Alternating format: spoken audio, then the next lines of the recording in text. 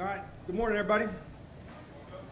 Looking back from yesterday, it was really cool to have the fans here, and for that first practice, I heard them, felt their support, for sure. So that was a blast. We'll begin padded practices today, and you get a certain amount of them through the rest of training camp, and then the same thing in season. But it's an important process for the line of scrimmages because the techniques are adjusted some with pads, where without more hands out to here, and now you use your shoulder pads. So that's the real difference between one to the other. It's not a live tackling or live scrimmage, but the techniques do get adjusted, and it's an important part of playing those positions. So that begins today. So all that said, get rocking with you guys. Deebo, what have you seen from Deebo so far? One of the things I found out about him was I knew the competitor and that, how much fun he is to coach. He really is. And that part, you feel his energy on the field. We've moved him around into some different locations already. Been back on kickoff return as well. So trying to find and learn him, John, as it goes through this month process. We did it in the OTAs, different locations, different spots, different plays. But that's the secret sauce of it is, for years you've seen him on a deep cross and catch and run because of the speed that he can really go. But with returning and that side of things too, there's just more chances to see what he can do, and so it's off to a good start. What's the fun part? What are some examples of that? Yeah, just the energy that he brings to meetings, to practice. He's thoughtful. He wants to ask questions. What if we did it like this? So he challenges you in a good way and makes you think. So he's been really, really fun to coach. He loves football. You can feel it. Good morning. I'm not sure if this is on. Hey, good morning. So with today being the first day of pads on practice, kind of what are you going to be kind of locked in on and looking for? More of the line of scrimmage work. We're going to do some more red zone things, but all the padded practices, you really want to emphasize some things. So that could be, first and second downs, team run and play pass, team run, and, so you're just getting that the run game to get that going. That takes a lot of work. It's the combinations, the skill, and like I said, the techniques are adjusted. So that's where my eyes are today. We also have, we're back into kickoff and kickoff return. So seeing some of these guys in space make these blocks, like I said, with pads on, you can get a little more contact and work it. So those are probably the two things, the team run periods and the kickoff and kickoff return. Those two spots are where my emphasis will look towards today. Hey, good morning, Coach. Morning. Speaking of that run game emphasis with the running backs specifically, how does kind of what you want to see from them change today? The real test would come, honestly, in the preseason games, but it matters here because the thudding of the contact to go. So the way that we practice with pads, talking specifically to a running back or any ball carrier, for the contact and the thud to happen, you see them, they see you. We're not looking to hit somebody from the side where they go lateral. So that's where we want to see, can you make people miss in space? Can you lower your shoulder and, see that contact and that yards after the contact? So those are some of the things at the running back spot. But it definitely helps on the evaluation piece for the line of scrimmage and the running backs to have padded practices. And then I know we're still pretty early in the process, but just kind of your overall thoughts on Trey Amos and his performance in his first training camp so far. The thing I like about Trey's game, and I've seen it with some of the other corners, patience at the line of scrimmage when you're down on the receiver.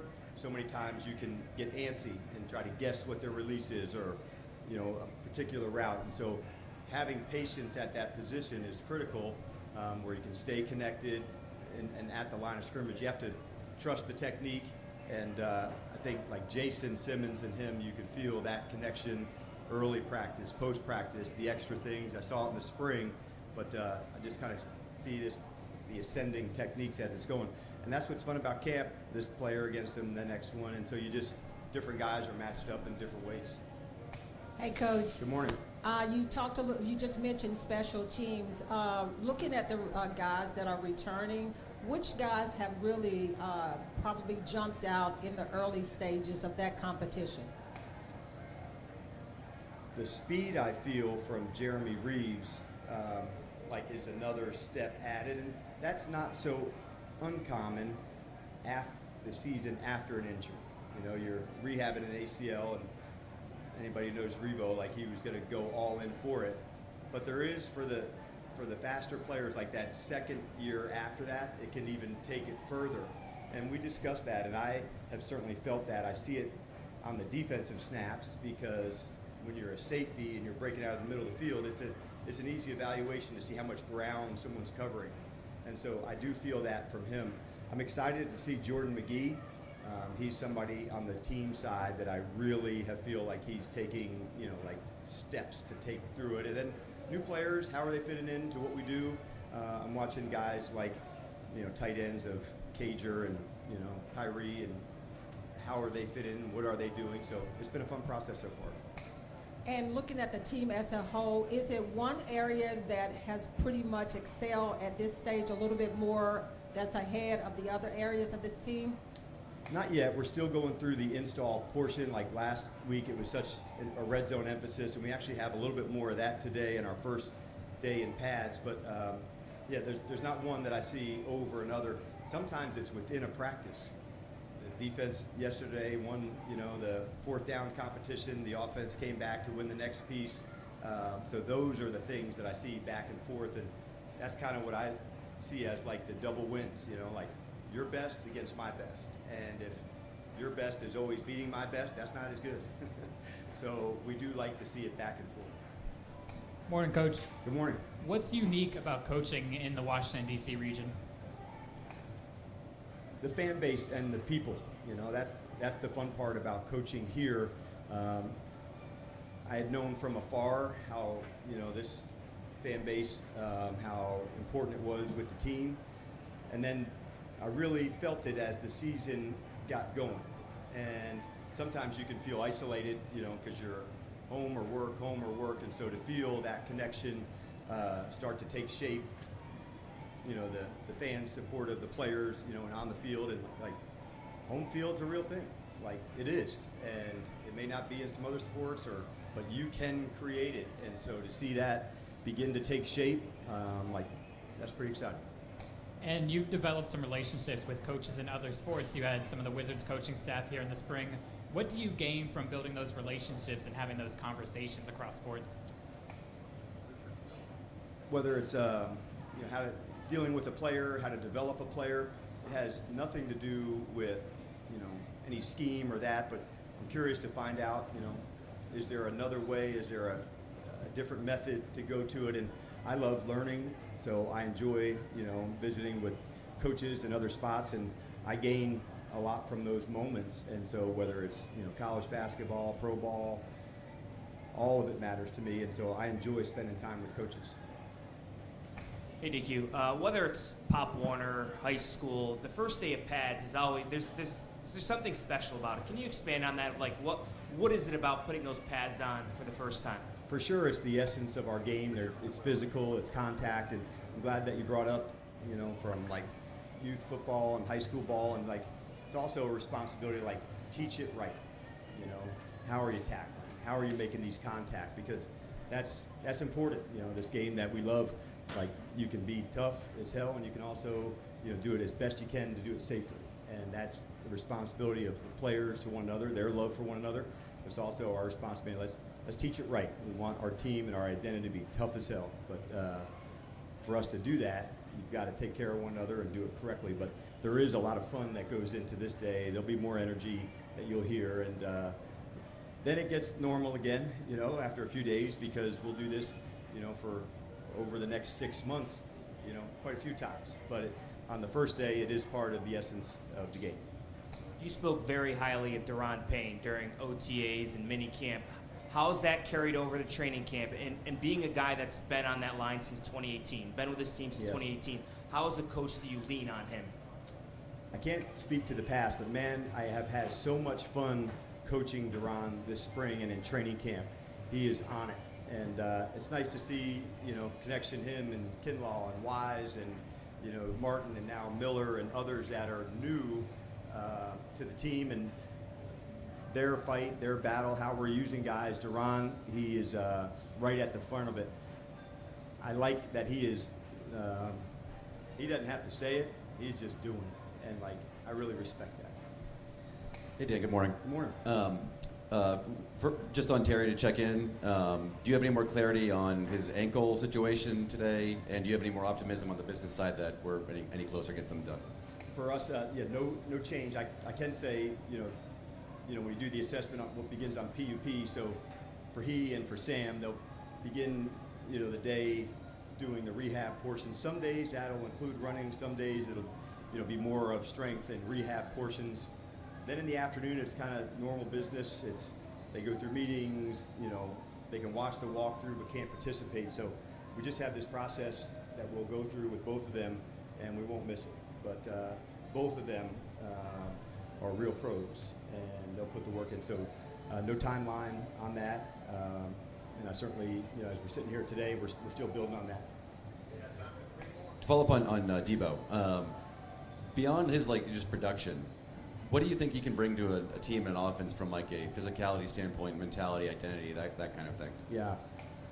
There's certain plays, breaking a tackle, getting the extra first down. It's interesting. Sometimes there can be a pass or a run for that instance is it 2nd and 1 or is it first down? It's that close. I'm talking about a third down conversion. I'm talking about another first down. And I feel that with him, the finishing of the play. And that's a real trait, whether it's a run play, a pass play, there's a finishing element to his game that I really, really admire. Morning, Dan. Morning, Dave. Do you anticipate Connerly and Wiley getting run with the ones through a couple of preseason games? Yes, and as we're going, we haven't hit with the guys yet, but we do recognize the work that guys need and how we go. There's all sorts of good matchups. The other one that helps is the practices. When you go against another team, not just, there's advantages from the coaching side. Okay, we like that scheme. Hey, would you blitz more? And most of the time, the coaches, hey, do this, do that. We work together to help, test who we need to test. So I like that we're adding the practices, Dave. It's good for any player. It's especially good for the new player. This is an odd question, but what was your conversation like with Fentrell Cypress the other day? Cypress. What was the conversation like? Going into, you talking about from an injury standpoint? Yeah. The first things that, there's going to be football ahead for him. And as part of the games go, and Adam visited with him, they had a good conversation about, what's next and how do you come back. But I can comment on what I saw. And through the OTAs, through the start of it, this is a person that has the ability to play 2 spots as a DB, and anytime you can do that, that adds a lot of value to who you can do. So sometimes you have to show enough to say, okay, we want to, continue that, and he's that type of player.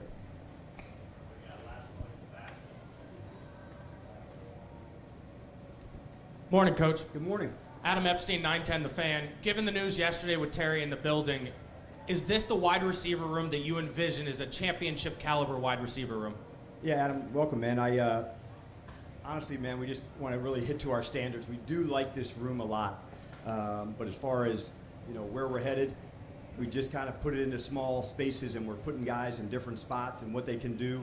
It's been good to see in this already 4-day blocks, like Blaine has jumped out to me. Okay, you're finding out certain routes by certain players really matter, and so Zach's kind of one of the great examples of that, where he's so crafty to get open. These are the routes that him and Jaden have this connection just like that. That happens in these times, okay, that route, let's feature him again. That route, let's feature him again. So the connection between quarterbacks, receivers, tight ends, depths, timing, their speeds, this is where it goes down. And out on the field is where that happens. So, yeah, we're excited, man, about the group, what they're adding. It's a pretty deep crew, like coming back to see in the off season, KJ Osborne and like the speed. He needed that time. He got dropped in towards the end of the season. And how do we fit him? Like, it feels different going through an entire off-season program with somebody. So there's a lot of advantages for that. All right, you guys have a good one.